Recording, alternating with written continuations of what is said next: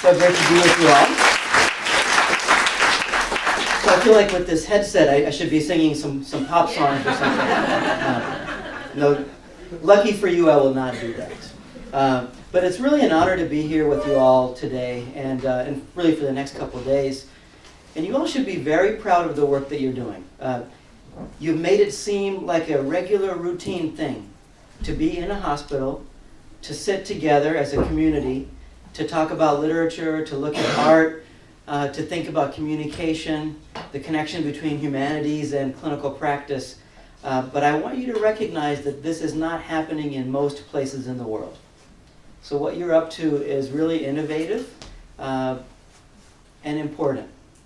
And I want to thank Vladimir for inviting me to be here with you all. So as was mentioned, I have a couple different jobs at Columbia University. I'm a general internist. I admit patients into the hospital, I manage them in the hospital, I discharge them. So I work with teams, medical students, residents. I also direct a course called Foundations of Clinical Medicine. It's where the students learn how to do a physical exam and take a history and think about clinical reasoning. And I'm also involved in this field of narrative medicine. Before this weekend, how many of you all are familiar with this field of narrative medicine? So good, about half of you. That's very nice to hear. What I hope to do today, and also tomorrow as we continue our conversation, is to introduce you to a little bit about how we approach narrative medicine at Columbia University. And in particular today, I want to talk about this idea of meaning. So we know that so much of healthcare around the world, not only the US, not only Sweden, but around the world, it's a moment of crisis in many ways. Healing is an ancient tradition. Human societies have always designated people to care for others who are sick. So this is a fundamental part of being human being, is to be able to bring your presence and care for those who are suffering. Yet our current manifestation of healthcare, it's lost its connection to that ancient foundational notion of what we're there for. Is becoming an increasingly technical act. And so what I'd like to do with you is think about narrative medicine and how it might help us consider this idea of meaning and how we might be able to, as clinicians, as educators, restore our work and our environments with a sense of meaning and purpose again. And I'm going to do that by showing you some photographs and some conversations. So first I want to show you this photograph. And before you look at it, I invite you to, when you look at the photograph, slow down your looking. I know you looked at artwork earlier today, is that correct? Yeah. All right, so you're well trained. But oftentimes what we do in our usual life is we look at something and make very quick judgments. Daniel Kahneman, who wrote a book called Think Fast, Think Slow, some of you may have come across his work. This area of psychology basically says we often use what's called heuristics, fast thinking, to make quick judgments about the world. And we can also shift our way of thinking to slow thinking, where we slowly sift through what is in front of us. And so I invite you with this photograph to do slow thinking, slow looking. Pay attention to even your breathing and just slow it down and be with the image. And then we're going to talk about it. Okay, so I'll give you a minute.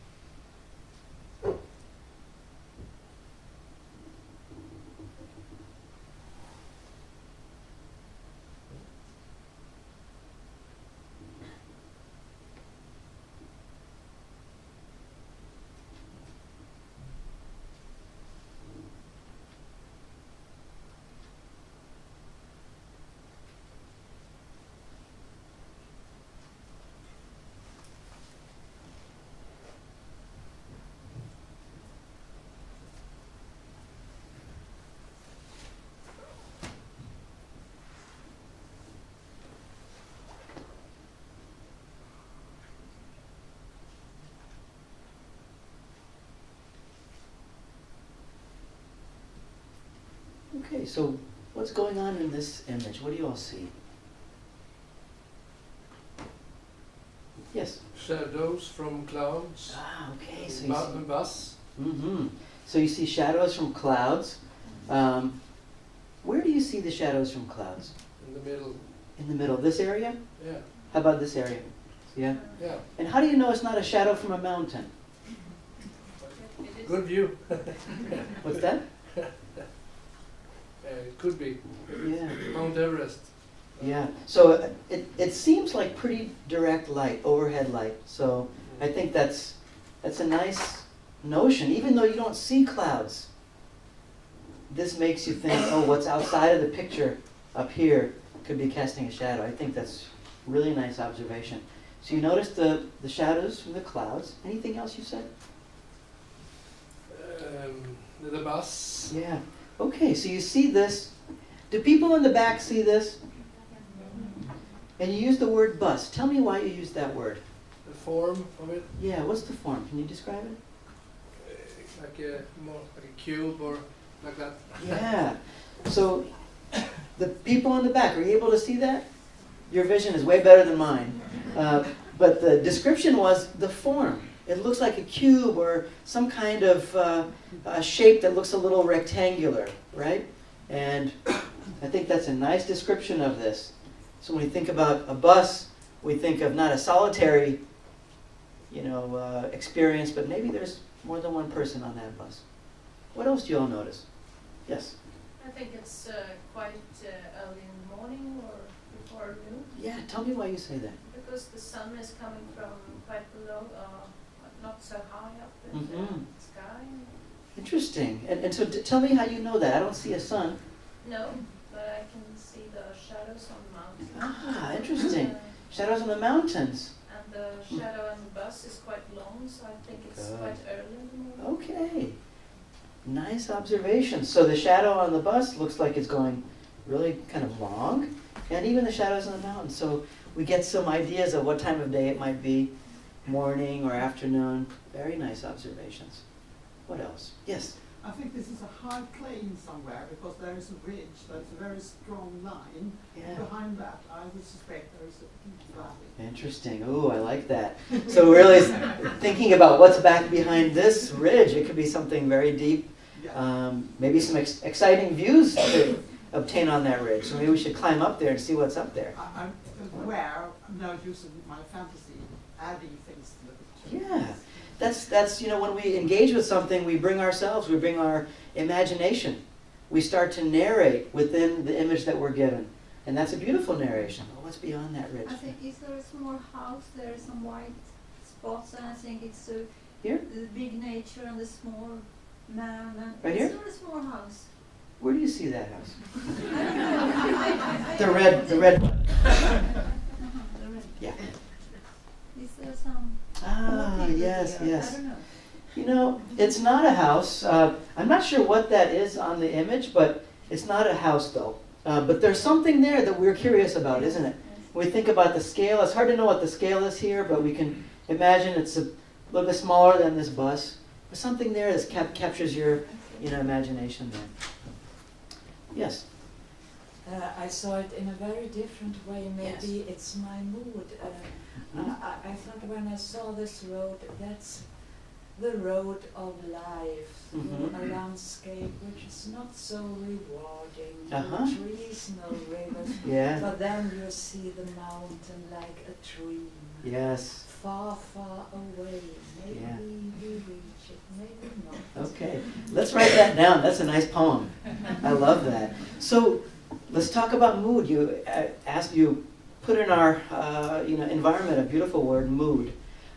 So maybe not that, for you the mood might be, gosh, it's treeless, the landscape looks barren, maybe not so enticing, but you see this mountain like a dream. What about other people's moods? Did anyone feel a sense of peace when they saw it? How about feelings of anxiety? Gosh, you're in the middle of nowhere. What if I need help? How about all the dead people up in Mount Everest? Ah, okay. So now you're associating this mountain with the stories of, something that you might know about mountain climbing and the risks involved. Excellent. Thank you for this conversation. Does anyone know where this is? So we had some hypotheses, Mount Everest. Other ideas? Yes. It might be Pian Grande in Italy. Okay. I would love to go to that. Sounds like a nice place. I've never been there. It's a plateau. Okay. Surrounded by Oh. these mountains. Okay. And it's very restful. Mhm. So I thought of that. Beautiful. North America. Does that help? What mountain could that be? Sorry? Mount St. Helena. No, it's not that. Alaska. Does that help? There's a mountain that was called Mount McKinley, but the original name that has been restored to is called Denali. That's where this is. This is Denali in Alaska. I hope that you have a chance to travel there someday. This is a photograph I took about 8 years ago in this landscape. And for me, this picture always makes me think of the idea of journey. Journey. The word Denali comes from the local language called Koyukon. It's the people that populated that area thousands of years ago. The natives there used the word Denali to describe this. It means the high one.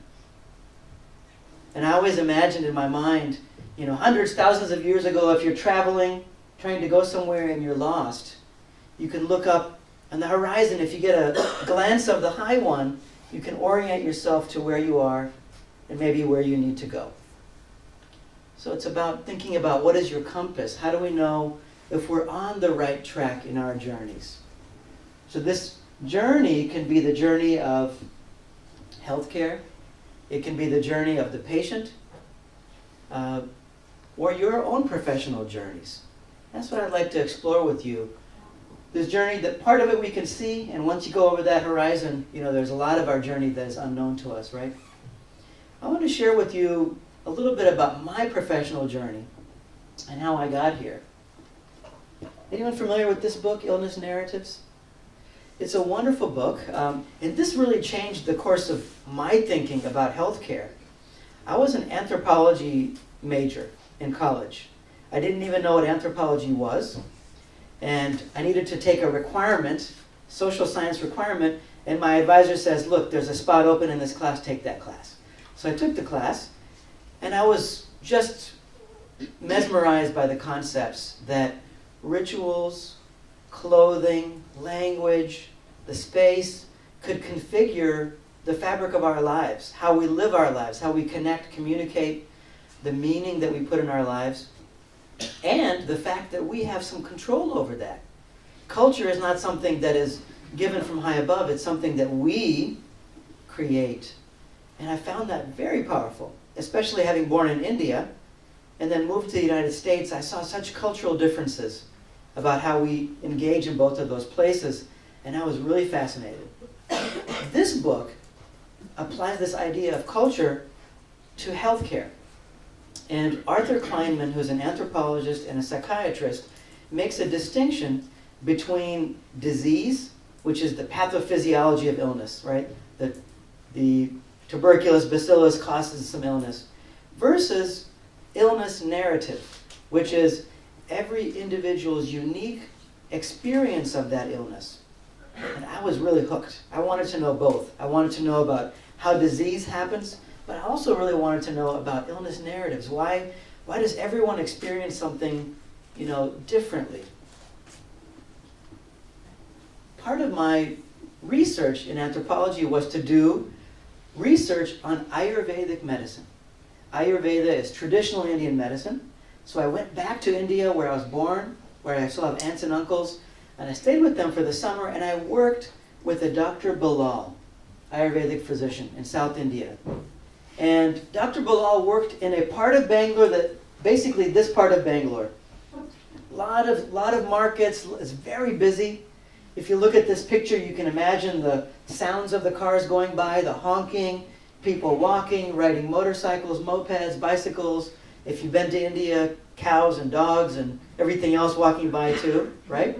So very active environment. And Dr. Bilal's clinic was something like this. Just a rectangular opening, concrete. There was a metal door that came down. He would lift it up in the morning and open up his clinic. It was basically a very spare rectangular space. And the only thing separating the outside activity and his clinic was a thin cloth curtain.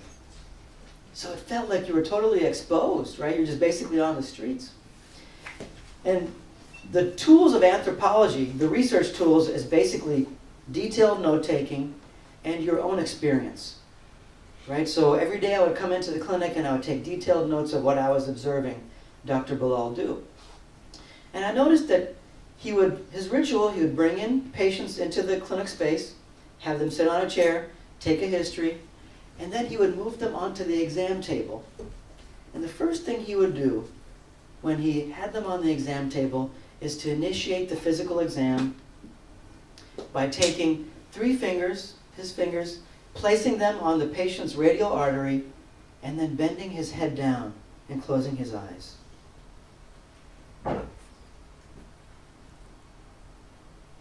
Just for a few seconds. And I noticed when he did that, the space transformed. A space that seemed like it was basically on the sidewalk, kind of filled with noise and activity, suddenly felt like this private, safe space. And I also felt time change. When he did that, time seemed to slow down. And I felt if I can feel that change taking place, I'll bet you that the patient feels it, and I'll bet you that Dr. Bilal feels it. Abraham Verghese, who's a writer, novelist, but also a physician, has written a lot about the ritual of the physical exam, and he says the physical exam is an act of transformation. It's a ritual that transforms the patient and the clinician in a simultaneous moment in time. That's what was going on. And I also recognize one of the reasons that was facilitated was because of a total commitment of attention to the patient. There was nothing else getting in the way. Even his eyes were closed. Only thing that was happening was contact, physical contact with the patient. And these are lessons I still take with me as a physician. The first thing I do when I start the physical exam is check the radial artery, to check the pulse, but also to say to myself and to communicate non-verbally to the patient that this ritual has begun, that my attention is yours. When I came to medical school, I sat in an auditorium like this, right? And I came, very inspired by the act of giving care, inspired by all these things I'd learned before. And medical school was very different. I basically sat on these chairs from 9 to 5 days a week, and then went home and studied every night.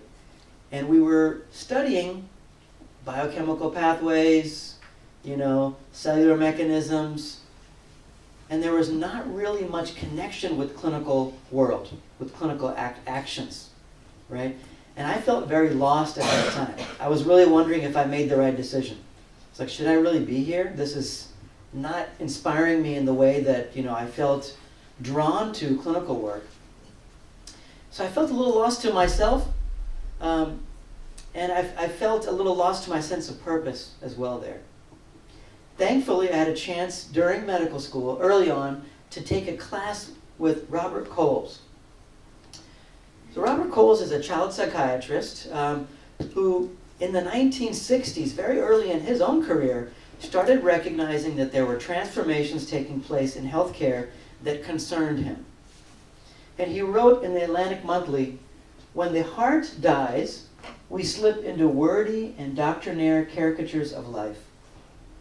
Our journals, our habits of talk, become cluttered with jargon.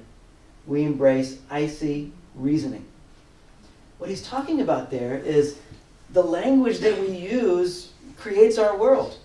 And the language that he noticed that was being used to describe clinical work was becoming increasingly technical, increasingly distanced from what he calls the heart of healthcare. And I think we can all say, well, this is an issue even now. It has continued, right? He actually felt there's a solution to this, probably one of many solutions, but the solution that he talked about was literature. And I took a class with him called Literature and Medicine, where we read short stories by Raymond Carver. We read poetry by William Carlos Williams. And I recognized there were things that I was experiencing in my clinical training that I needed to know, but that could never be understood through the scientific lens. There are things about patients' experience of suffering, about their understanding of their own illness, about the team's experience, family's experience, that can never be described in a randomized controlled trial. You know, we go into these scientific spaces and we think that the highest form of knowledge is the RCT, right? The randomized controlled trial. And what we know, though, is that that is only one form of knowledge generation. There's a reason why we have stories, reason why we have art in every culture around the world, and it's not for ornamentation. It's because it's a method to gain knowledge of life, and it's a method to understand the lives that we're living. And I recognize that we have to have those opportunities in the healthcare space to share stories, to be creative, to hear what patients and families and medical students are thinking and how they're creating their worlds. And so we started a journal as a medical student and 3 other students at the University of North Carolina called Iris, that's still around, where we invited patients and family members to submit works of art and literature. So what we were doing is starting to create spaces within healthcare settings where meaning could be made. It's the same kind of space you're creating right here. This is a physical space. It's a space of conversation and sharing of language, ideas, emotions that aren't necessarily occurring in other places. It's the same kind of space that you're creating with the forum. And what I realized was that we have to keep doing this in healthcare settings to create sustainable cultures. Then I came to residency. I did my residency program at Columbia University, and I started off, my first month was oncology, right? So I'm brand new doctor, my very first day of work, I have my freshly washed white coat on, and I get to the nurse's station, and the nurse says, "Are you taking care of Miss C?" I said, looked at my list, and I said, "Yes." And she said, "Well, have you ever declared a death?" I said, "No." She said, "Well, now's your chance. Your patient just passed away about a half an hour ago, and I'm sorry, but you'll have to declare her death." So that was my first initiation into being a physician. The very first act was to declare a death. And that is the work that we're involved with, right? We're involved with supporting patients at the most triumphant moments, but also supporting patients and families during times of suffering. And that month in oncology was very trying, physically, emotionally, very exhausting. We suffered a lot of losses, and of course, when you have hospitals, the sickest patients come, right? And so we're guaranteed to lose patients. And it was a very moving experience. However, we never took time as a team to talk about anything that happened. We basically went about doing our work of medicine, but we never reflected on what it was that we were actually doing. Thankfully, that very next month, I worked with Rita Sharon, who's the director of the program in Narrativ Medicin, and I did an elective with her where I wrote about my patient stories. And it was a wonderful experience because I had a chance to write about the previous month. I wrote about the patient whose death I declared on my first day. I wrote about another patient who was in her mid-30s and developed breast cancer that was metastatic to her lungs, developed pleural effusions that were just recurrent and very severe, and who, after we admitted, died in about a week that we took care of her in the hospital, but we had never prepared her 2 kids, 8-year-old and 10-year-old kid, that, look, your mother is going to pass away. And so we had to give that news to them after she passed away. And the entire team had such a tremendous amount of guilt that we never reflected upon. So I had a chance to write about that the next month. And it was through the writing that I started to forgive myself, that I started to understand the experiences that I was having. Phenomenologists, a branch of philosophy that concerns itself with lived experience. Some phenomenologists might say that lived experience is a collection of kind of sensations, emotions, these kind of abstract, bits of experience. Paulo Ricoeur, who's written about narrative and the role that narrative has in society, says that narrative gives an intelligibility to life. And what he means by that is, what narrative does, it allows us to take those fragments of life and to give them order, to give them form, to give them sequence. And by doing so, we give our lives meaning. That's what we do when we take time to talk about our day with a loved one. That's what we do when we write about the experiences that we have. When we take a photograph or write a poem. Those are all ways of narrating and constructing our world so that we imbue our lives with a sense of meaning. For me, it was kind of like, going up on a ridge. Let's say you're, in this mountain range again, and you're standing up on a ridge, and you're looking down upon yourself. So being able to narrate your own lives allows you to gain a little bit of distance from your own experience, maybe even gain some empathy for yourself, and allows a witnessing of your own experience. In healthcare settings now, we're trying to do a lot of work around wellness. Has anyone else heard of these movements here in Sweden? Are people doing it? Yeah, so a few people are talking about wellness. We have to make sure that our residents, our doctors, our nurses, social workers are not burned out, that they're healthy and well. I think that that's a very important movement. There was a time when we looked at self-care as a form of weakness. Gosh, this person needs help. They're not strong enough to be a real great doctor. Or thought about it as someone that's being selfish.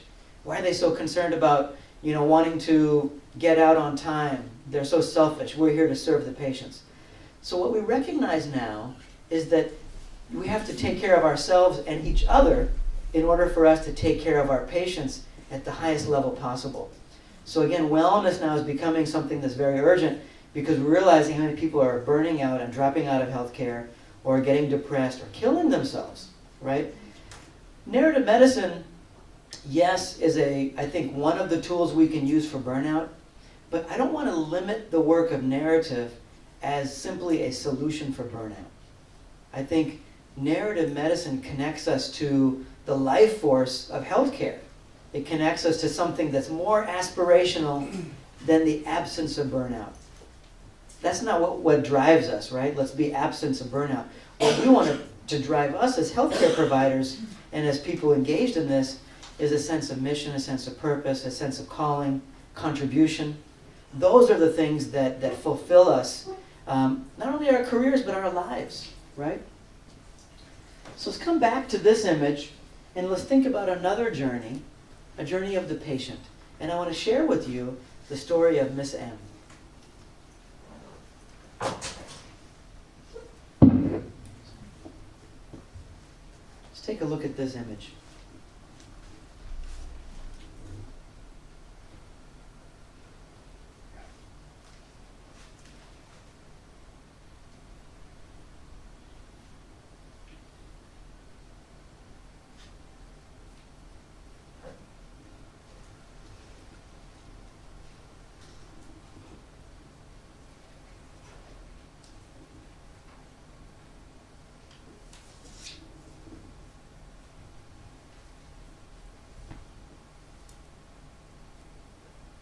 Tell me what you see in this picture.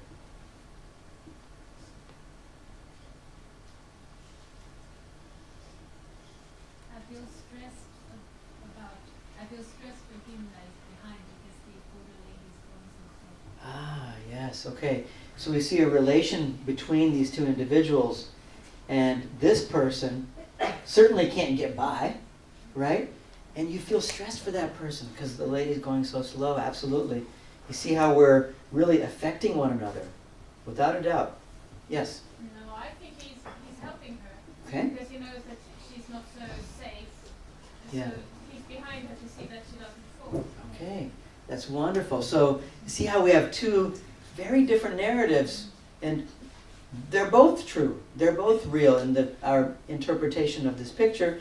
So this person could be helping her, making sure that she's supported, making sure that she's safe. Excellent. What else do we see? Yes, sir. Pain. Pain. It's probably painful to climb the stairs. Yes. What do you see here that makes you use that word? That's an important word. What conveys pain? She has this stick. Yes.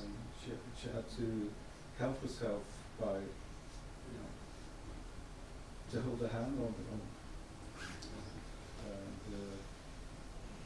maybe also the position of the head. Yeah. It looks difficult. Yes, okay. This is really important observations. She's got the support here in the left arm, holding the banister in the right. She's using a lot of effort and support to be able to walk. And look at her head bowed down on the stair. So you said that looks difficult. There are things that we do that we're totally unaware of. When we climb the stairs, without even looking, right? What else is conveyed here when we climb the stairs? Typically we have one foot on each stair, right? So here she has both feet on an individual stair. Also conveying the effort that is being exerted in order to climb those stairs. Yes? Frustration. Yeah. Frustration, and who do you see, and where do you see frustration in this image? The person who climbed the stairs because maybe she or he is aware of the effort to go up there and see it in front of her. Yeah. Absolutely. Thank you. So there's frustration maybe in both areas. Yeah. People. I see a person's energy and struggling, Mm-hmm. not only pain, Yeah. not only difficulties, Yeah. but a concentration of a problem. Okay, I like that a lot. So concentration of energies, to approach the problem that is in front of. It's This like person. that going with a stick, because I know, Yeah. because I do it. Yes. So concentration of energy at Yes, you the have to task at hand. concentrate. It's a struggle, Yeah. and all the other things, both pain and such things, it's of minor importance, because the struggling is the most important thing. to do, Interesting. Because there are hindrances here. Yeah. Thank you for sharing that about your situation. Yeah. She's also in the beginning of the struggle, and Mhm. she's on the third step, and I Okay. imagine there are like 9 left. Uh-huh. Good. So let's take one more comment, and I'll tell you a little more about what's going I on. guess she has a good goal. She's trying to reach her home. Yes, I'm so glad you mentioned that, because there's different ways we can think about images like this, the contrast between areas of dark, areas of light, the contrast between someone who is standing still and the fact that she has a concentration of energy and that she has a goal, that she's moving, the contrast between struggle and triumph, because this is someone who does get upstairs, does go to her ultimate goal, and does leave the apartment. So this is a patient of mine that I took care of in residency, and she gave me permission to share this with educational audiences. Miss M has severe arthritis, hips and knees. Every step that she takes was in pain. I think about the purpose of joints. Joints allow us to move our bodies. Without joints, we would be frozen in space, right? But these same locations that give us freedom for her was a location of pain. And she also was someone, earlier in her life, was a dancer. So the body, an instrument of freedom, instrument of expression, became something that was caging her. And this is also someone that I experienced as being angry. She was very frustrated with her care. She had several medical problems and her age that really resulted in her decision to not get surgery. And so she left with medications and physical therapy, and it just wasn't working. And so this patient I was seeing also when I was doing narrative medicine work, and at that time I was starting to take photographs of my patients and to try to understand their lives outside of the clinic. And so I asked her, and I was thinking about who do I want to take photographs of, and I particularly thought about patients who I was struggling with. How many clinicians are there in the room? A lot of you, right? Have any of you had an experience where you see the patient list for the day, and you see a particular name on that list, and you get the sinking feeling in your stomach? She's here again. And when that occurs, I encourage you to reflect upon that. What is going on there that's giving you that physical sensation? It's a message. So what's the message? For me, the message was I felt powerless. I did not feel like I was giving Miss M what she needed. So that was the patient I decided to take a photograph of. You might do the same thing in a different way.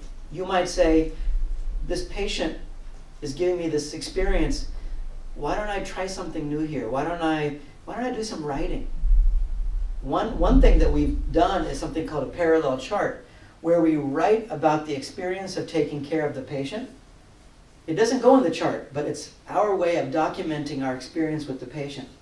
You might choose to write about that patient from a first-person perspective, not making assumptions about who the person is or what they're thinking, but just getting yourself into a place of imagination, clinical imagination, and saying, here I am waiting in the waiting room. I can't believe Dr. Gowda is taking so long. This happens every time. It makes me so angry, right? So whatever you imagine this patient might be thinking, I'm here again. I doubt anything's going to happen today. He always tells me to do the same things. Lose weight, take Tylenol. And I'm sick of it. So whatever it is, so that's another way of kind of getting yourself into that imaginary space. For me, it was taking photographs. And I asked her if she was okay with me doing that, and amazingly she said yes, right? Really trusted me in this experience. And I went home with her, took the subway with her, and this is her partner, life partner, who's always there supporting her. So I think both of your comments are true. Yes, I do think that it was affecting his life. I do think that it was a struggle to provide support every day for her, but I also think it was someone whose role was that he wanted to give and contribute in this way to her. So I took these photographs on film, that ancient technology called film, and I developed it in the darkroom, and I printed it on paper, and I spent a lot of time really thinking about how to represent her story. This is one of many pictures I took, and I gave those images to her at a clinic visit, and something changed in our relationship. It really did. It felt lighter. I got less of that feeling in my stomach when I picked up the chart. There was room for laughter in our meetings that never existed before, and there was a kind of ease that wasn't there before. So I think there's several reasons why this change occurred. I didn't make her pain disappear, but something changed. I think one thing was I got out of my space and traveled to her world. I did this physically, but I think we can all imagine ways of doing it metaphorically as well. What tools do we have to travel to the patient's world? Is it through writing? Is it through asking questions that have nothing to do with medicine or healthcare? Curiosity can help us, take us to that world. You know, if you see someone wearing a particular t-shirt, oh, where'd you get that shirt? Oh, those are, you know, you got some new shoes. Where'd you get those? How's your husband doing?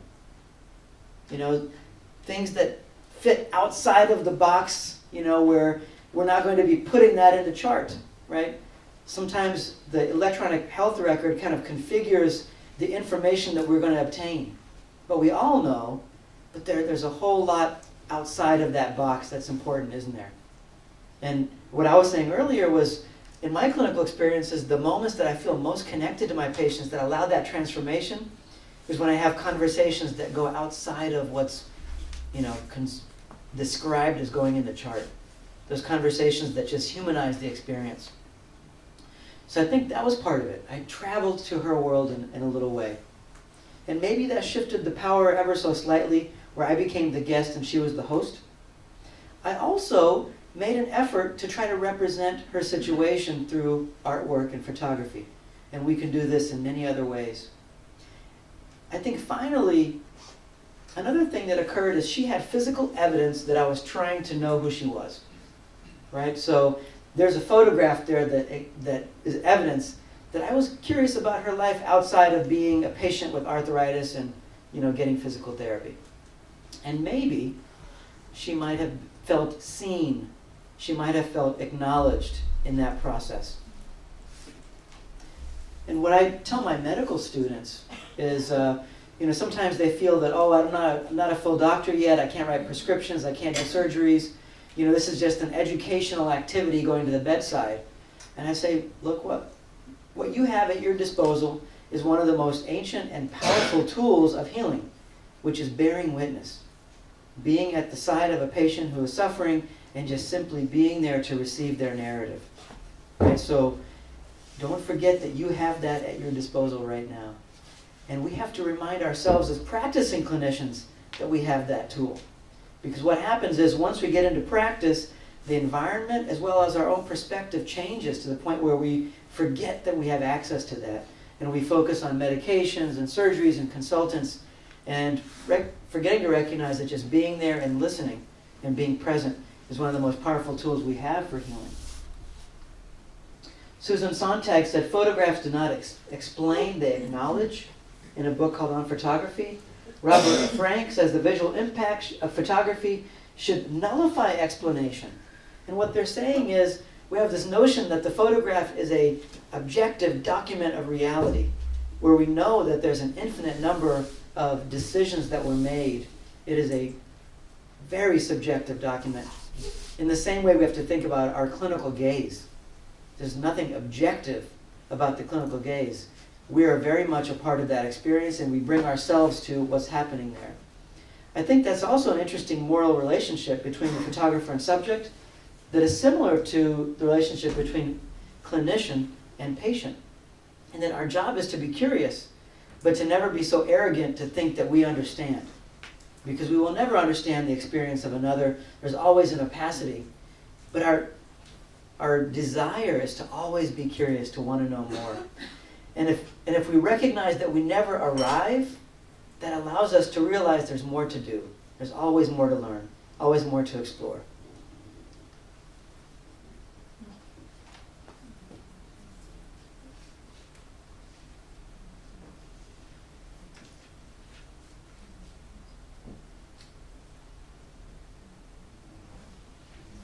So this is a painting that some of you may have seen before.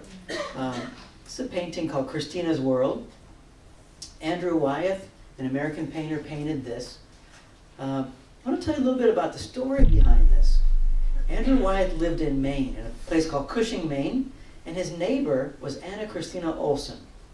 He knew that she had some form of neurological or musculoskeletal illness. One day, looking outside of his window, he saw her crawling on her grounds to pick wild blueberries, right? And he was so moved by this that he wanted to depict her on her field. For Wyeth, this was not a painting about illness. This is a painting about desire to live.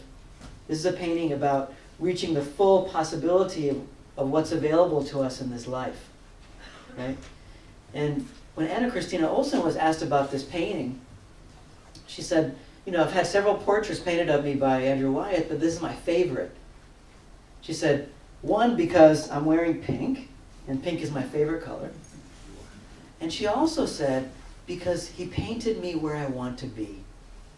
He painted me on my field, right? And sometimes people talk, any painting is meant for you to explore. It's a window, it's not an answer. So you may have a totally different interpretation and relationship to this painting.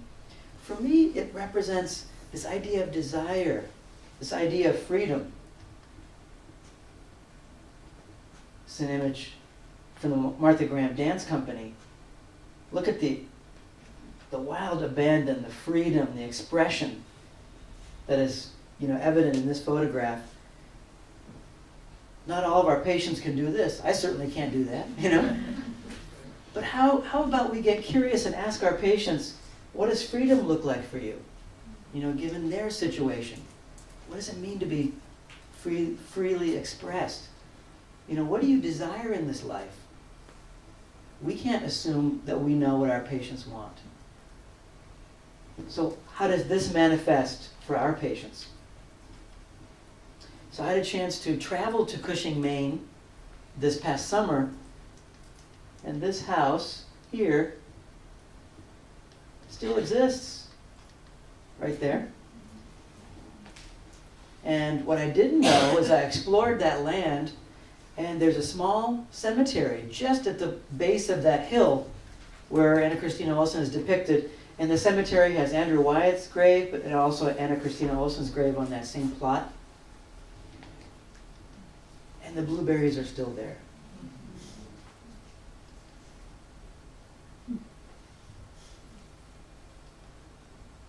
So let's talk a little bit about the journey of modern healthcare.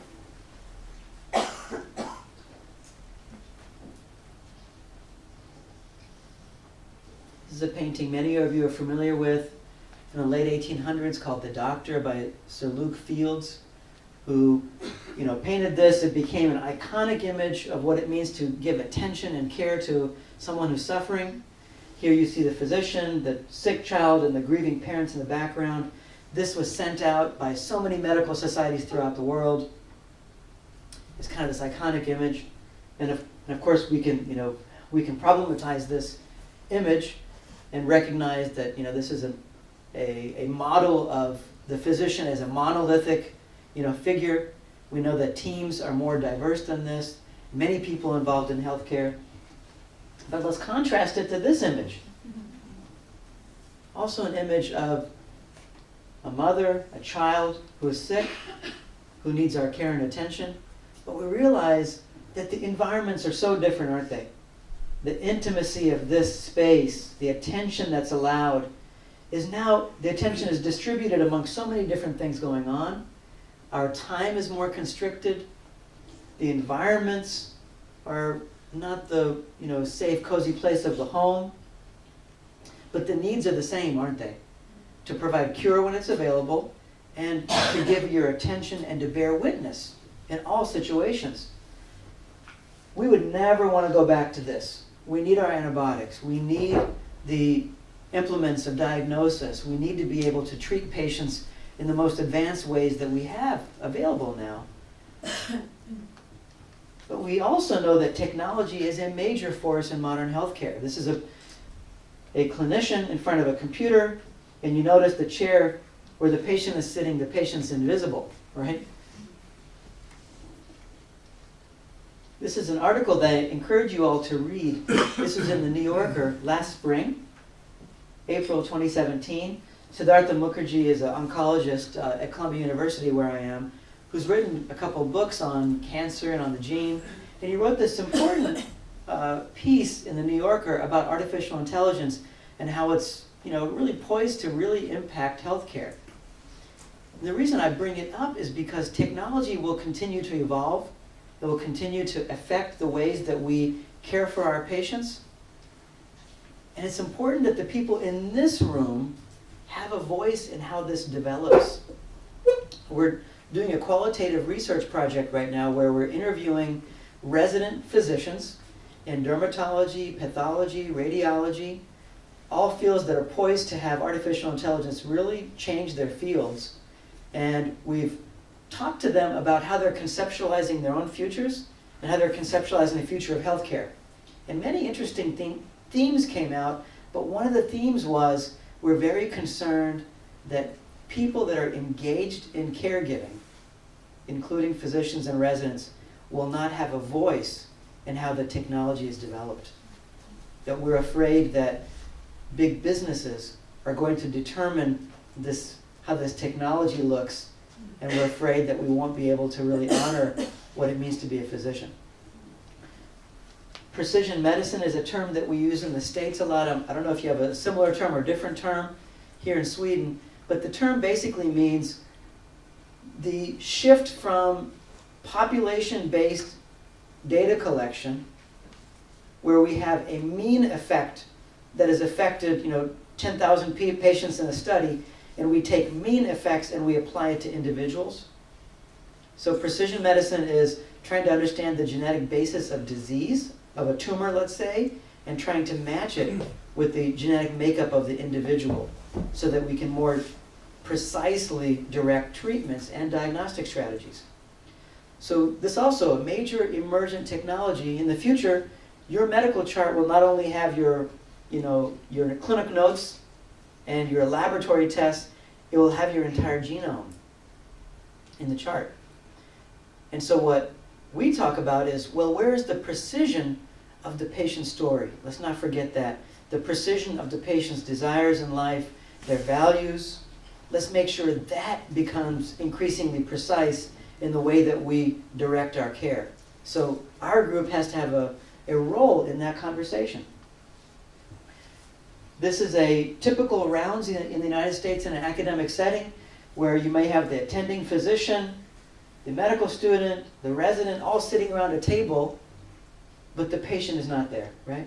And I know you guys are doing incredibly innovative work here with Valdemar and his team, bringing the patients into the team setting and having everyone engaged in a conversation about healthcare.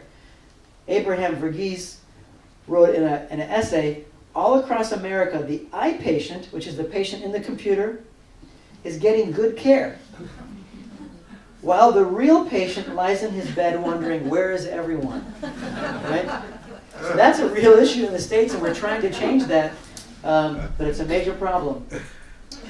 Jean Baudrillard, a philosopher in the 80s, in a book called Simulacra and Simulacrum, wrote, the predicament of the modern world is that representation is mistaken for the real, right? And Magritte had a painting early 20th century exploring the same idea, a painting of a pipe that says, this is not a pipe. This angered a lot of people. They said, of course it's a pipe. It's like, that's not the point, you know? The point is this is a representation. So let's get back to the real thing. That's one of the things I love about the physical diagnosis course is that students love that course. They get so excited in the course, and when I talk to them, it's because something theoretical becomes practical. Something that's in a textbook, now is real flesh and blood. It's the actual patient. Something else that's happening when you actually engage with the real thing is that we engage our senses. When students sometimes say, gosh, I finally feel like a doctor. Feel can be understood in a couple interesting ways. One is emotion, that there's the emotional kind of enjoyment of kind of being at the bedside and doing the work. But feel also suggests the hand. I feel like a doctor, using my body, using my hands, using my senses. And I think we can learn something from the field of mindfulness that says when we bring ourselves back to our senses, our vision, our hearing, our sense of touch, we bring ourselves back to our bodies, and in doing so we bring ourselves to the present moment. And there's something that is kind of deeply satisfying about that experience that the students, I think, are noting. So let's think about the journey of us as caregivers, as people who run programs in narrative medicine, who train medical students and nurses and social workers, etc. Why do we use narrative medicine? And why is art and literature even what role does it have in society? Brecht called the function of literature and the play to create an alienation effect from our own lives, to make it feel foreign again. Shklovsky, a critic, calls it an estrangement effect, and Kumagai, a medical educator, calls it making strange. What they're all saying is, we normally, naturally become numb to our experience. We do it every single day. For a patient, it is an extraordinary experience to be sick. For us, we go every day and take care of sick patients. So how do we break ourselves from the spell of ordinariness? Bring ourselves again, awaken ourselves to what's really going on. Monet explored this by his many paintings of the Rouen Cathedral, noticing every time he went to the cathedral, it changed based on the time of day, based on the quality of light, based on the season. So he painted many canvases of the same cathedral.